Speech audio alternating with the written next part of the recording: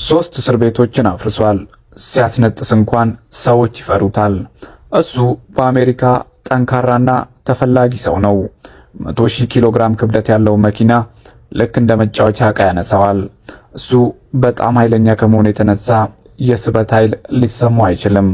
ባለስልጣኖች እሱ ለህብረተሰቡ አደገኛ ነው ብለው ያስባሉ። እርሱን እዩት። ይህ የመጀመሪያ እስሩ ሳይሆን ሁለተኛ ልዩ ተልእኮው ነው። ምክንያቱም እሱ ለማምለጥ ቀድሞውኑም የእስር ቤቶችን ሰብሮ ስለሚገባ ነው። በዚህ ጊዜ እርሱን ወደ እስር ቤት መውሰድ አይደለም ወደ ሆስፒታል እንጂ። ምክንያቱም የእጅ ካቴና እንኳን በእጁ ላይ ይሰብራል። 3 እስር ቤቶችን አፍርሷል።